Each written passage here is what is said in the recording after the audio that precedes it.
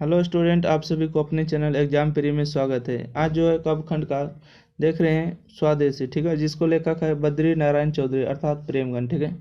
बद्री नारायण चौधरी का ये है तो प्रेमगन के इसके जो क्वेश्चन जो इंपॉर्टेंट होते हैं, ये क्वेश्चन आपके एग्जाम में पक्का आएंगे, ठीक है।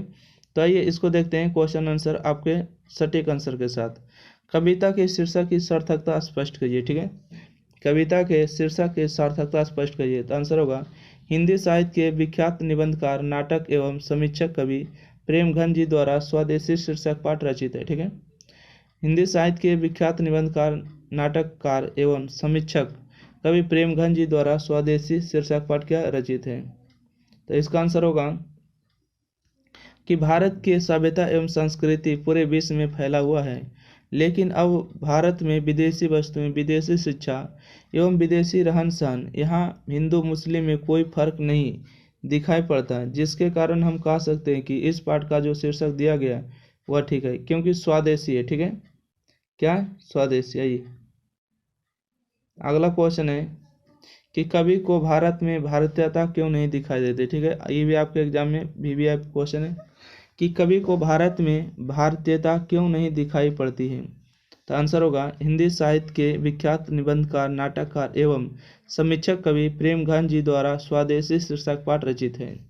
आंसर है भारत में अब भारतीयता इसलिए दिखाई नहीं पड़ता है कि यहाँ सारे विदेशी वस्तुएं दिखाई पड़ती हैं। यहाँ के रहन सहन, पहनावा ओढ़ावा, खान पान सारे विदेशी दिखाई दे रहे हैं, इसलिए भारत में भारतीयता नजर नहीं आती, ठीक है। अगला क्वेश्चन है कि कवि समाज के किस वर्ग की आलोचना करता है और क्यों, ठीक है। थोड़ा छोटा करिएगा, देखिएगा। कवि जो है, कवि समाज के किस वर्ग की आलोचना करता है और क्यों करता है। आंसर होगा हिंदी साहित्य के विख्यात निबंधकार, नाटककार, ठीक है, समीक्षक कवि प्रेमघन जी द्वारा स्वदेशी शीर्षक पाठ रचित है। कवि उस वर्ग की आलोचना करते हैं जो थोड़ा पढ़ लिख लिया है, क्योंकि वह भारत को देखना नहीं चाहता और भारत से घृणा करता है, ठीक है। कवि इसलिए इस वर्ग की क्या करते हैं, आलोचना करते हैं। आंसर फिर से सुनिएगा। कवि उस वर्ग की आलोचना करते हैं जो थोड़ा पढ़ लिख लिया है, क्योंकि वह भारत को देखना नहीं चाहता और भारत से घृणा करता है। कवि इसलिए इस वर्ग की आलोचना करते हैं। अगला है क्वेश्चन नंबर 4 है कि कवि नगर बाजार और अर्थव्यवस्था पर क्या टिप्पणी करता है, ठीक है। कवि नगर बाजार और अर्थव्यवस्था पर क्या टिप्पणी करता है। आंसर होगा हिंदी साहित्य के विख्यात निबंधकार, नाटककार एवं समीक्षक कवि प्रेमघन जी द्वारा स्वदेशी शीर्षक पाठ रचित है। कवि नगर बाजार एवं अर्थव्यवस्था पर टिप्पणी करते हुए कहते हैं कि अब इन सारे स्थान पर देश की वस्तुओं को भुलाकर विदेशी वस्तुओं, रहन सहन एवं खाना पीना विदेशी दिखाई पड़ते हैं, विदेशी दिखाई पड़ते हैं। अगला क्वेश्चन है नेताओं के बारे में कवि का क्या राय है, ठीक है।